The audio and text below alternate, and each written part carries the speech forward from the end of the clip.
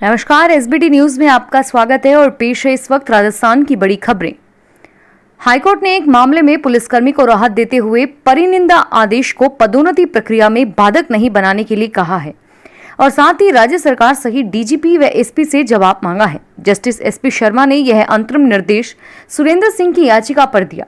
अधिवक्ता मीनाक्षी पारीक ने बताया कि किसी आपराधिक केस में 90 दिन की अवधि में कोर्ट में चार्जशीट पेश नहीं करने पर कोर्ट ने 1 नवंबर 2014 के आदेश से आईओए व एसएचओ को दोषी माना था, लेकिन आला अफसरों ने इस मामले में रेनवाल पुलिस थाने में कांस्टेबल पद पर कार्यरत प्रार्थी को ही नियम 17 के तहत चार्जशीट दे दी।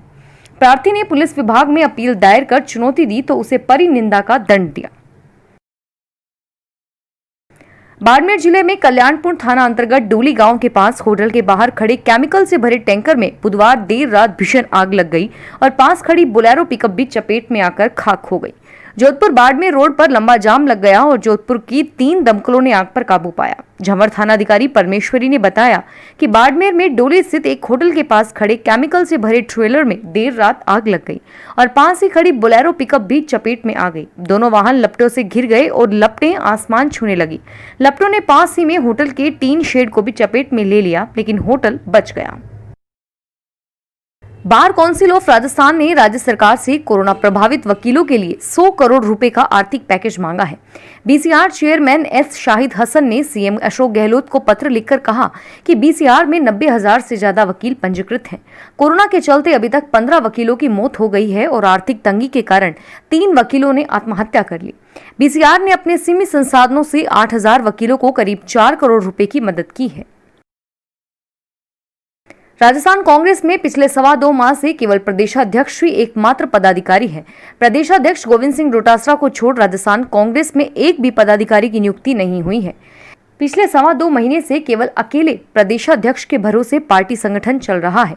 फिलहाल संगठनात्मक नियुक्तियों में और समय लगाना तय माना जा रहा है और इसके पीछे कई कारण गिनाए जा रहे हैं। पिछले दिनों सत्ता और संगठन में मचे सियासी घमासान में सचिन पायलट को प्रदेशाध्यक्ष से हटाने के बाद प्रदेश, जिला और ब्लॉक की सभी कार्यकारिणी भंग कर दी गई थी। 15 जुलाई से लेकर अब तक संगठन में एक भी नियुक्ति नहीं की गई है। ज्यादा इंश्योरेंस क्लेम दिलाने के नाम पर लोगों से ठगी करने वाले 6 साइबर ठगों को एसओजी जयपुर की टीम ने राजसमंद जेल से प्रोडक्शन वारंट पर गिरफ्तार कर लिया है। इन साइबर ठगों ने भीलवाड़ा के एक व्यवसायी से करीब 2.5 करोड़ रुपए की ठगी की थी और उसने एसओजी में मामला दर्ज कराया था। साइबर ठगों के खिलाफ मालवीय नगर थाने में करीब 70 लाख रुपए की ठगी का मामला है। केंद्र सरकार के पारित किए गए कृषि उपज व्यापार एवं वाणिज्य अधिनियम 2020 के विरोध में आगामी रणनीति तय करने के लिए राजस्थान खाद्य पदार्थ व्यापार संघ की बुधवार को वीडियो कॉन्फ्रेंसिंग के माध्यम से कार्यकारिणी तथा सहयोग संघर्ष समिति की बैठक आयोजित की गई। इसमें प्रांतीय व संभागीय पदाधिकारी तथा प्रदेश की सभी 247 मंडियों के प्रतिनिधियों ने भाग लिया। संघ के चेयरमैन बाबूलाल गुप्ता ने बताया कि सभी मंडी संगठनों को यह निर्देश दिया जाता है कि वे गुरुवार से राज्य सरकार को संघ के आगामी आदेश तक मंडी टैक्स व कृषक कल्याण फीस अदा नहीं करेंगे। मां दुर्गा के 9 स्वरूपों की उपासना आराधना के पर्व शारदीय नवरात्रा में इस बार श्रद्धालुओं को जोधपुर के मेहरानगढ़ स्थित प्राचीन चामुंडा मंदिर में माता के दर्शन नहीं हो सकेंगे।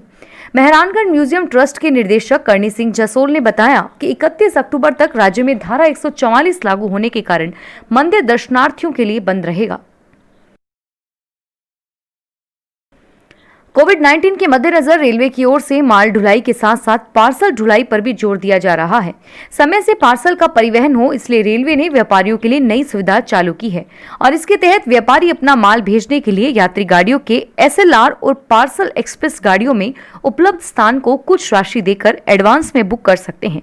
इससे व्यापारियों को माल परिवहन समय से होगा और जिस गाड़ी में माल भेजना चाहेंगे उसी गाड़ी से उनका माल गंतव्य तक जाएगा। राज्य सरकार ने 38 उप अधीक्षकों को अतिरिक्त पुलिस अधीक्षक के पद पर पदोन्नत किया है और गत दिनों राजस्थान लोक सेवा आयोग में उनकी डीपीसी हुई थी। गृह विभाग ने इनकी पदोन्नति के आदेश जारी कर दिए हैं और पदोन्नति के बाद अभी ये जिस जगह पर कार्यरत हैं वहीं रहेंगे। मुख्यालय इनको कुछ दिनों बाद में नई जिम्मेदारी देगा और इसी तरह सिलेक्शन स्केल में सुपर टाइम स्केल में 5 आरपीएस और सीनियर स्केल से सिलेक्शन में 24 राजस्थान पुलिस सेवा के अधिकारियों को पदोन्नत किया गया है। जोधपुर के जयनारायण व्यास विश्वविद्यालय एवं संभाग के जोधपुर, पाली, जालोर, बाड़मेर एवं जैसलमेर के सह संबंध सभी महाविद्यालयों के जेएनवीयू पाठ्यक्रम में संचालित एमए, एमएससी एवं एमकॉम चतुर्थ सेमेस्टर की परीक्षाएं 12 अक्टूबर से शुरू होंगी। इनके विस्तार से समय सारणी जेएनयू की वेबसाइट पर जल्द जारी की जाएगी। स्नातक की परीक्षाएं 21 सितंबर से शुरू हो चुकी हैं। जोधपुर के शास्त्री नगर में पीएनटी चौराहे के पास स्थित एक कंपनी पर पढ़ाई के लिए विदेश भेजने के नाम पर 23 लाख रुपए ऐंठने का आरोप लगाकर शास्त्री नगर थाने में एफआईआर दर्ज कराई गई। पुलिस के अनुसार चौहाबों में सेक्टर 15 निवासी मुकेश पुत्र श्याम नारंग ने कोर्ट में पेश इस्तगासे के आधार पर पीएनटी चौराहे के पास स्थित आलोक ओवरसीज कंसल्टेंट्स के निर्मित नेता व आलोक मेहता के खिलाफ धोखाधड़ी का मामला दर्ज कराया है। संसद में पारित हुए कृषि विधेयकों का राजस्थान में विरोध जारी है। किसानों का एक तबका इन विधेयकों को किसान विरोधी बताते हुए मोदी सरकार के पुरजोर विरोध में उतर आया है। विरोध में उतरे विभिन्न संगठनों में अब organic farmer producer association of India यानी OFPAI भी शामिल हो गया है। OFPAI ने केंद्र सरकार से पारित किए गए किसान विधेयकों का विरोध जताते हुए आंदोलन की घोषणा की है। राजस्थान कर्मचारी चयन बोर्ड अब किसी भी भर्ती में स्वीकृत पदों के 3 गुना चयनित अभ्यर्थियों की सूची संबंधित विभाग को भेजेगा और इससे पहले बोर्ड 1.5 गुना चयनित अभ्यर्थियों के नाम संबंधित विभाग को भेजा करता था। मुख्यमंत्री अशोक गहलोत ने इस संबंध में निर्देश जारी कर दिए हैं और इस नई व्यवस्था में मेरिट में नीचे के अभ्यर्थियों को पोस्टिंग देने में आसानी होगी। सीएम अशोक गहलोत ने इस संबंध में ट्वीट कर कहा कि विभिन्न पदों के लिए चयनित अभ्यर्थियों को बड़ी राहत देते हुए निर्देश दिए हैं कि राजस्थान कर्मचारी चयन बोर्ड किसी भी भर्ती में स्वीकृत पदों के 3 गुना चयनित अभ्यर्थियों की सूची संबंधित विभाग को भेजेगा।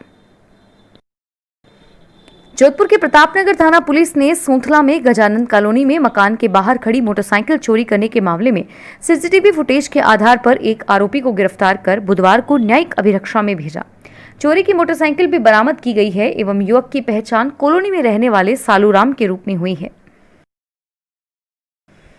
पंचायत चुनावों के मद्देनजर मादक पदार्थों के तस्करों के खिलाफ चलाए जा रहे विशेष अभियान के तहत जोधपुर के मतोड़ा थाना पुलिस ने देर शाम एक ट्रैक्टर ट्रॉली में भरकर ले जाई जा रही 240 कार्टन अवैध शराब जब्त करने में सफलता प्राप्त की। एक ट्रैक्टर में अवैध शराब भरकर सप्लाई करने की सूचना पर बापिनी पूनासर सड़क मार्ग पर नाकाबंदी कर वाहनों की तलाश शुरू की तो यह शराब बरामद हुई। फिलहाल इस बुलेटिन में इतना ही और फिर हाजिर होंगे तमाम बड़ी खबरों के साथ।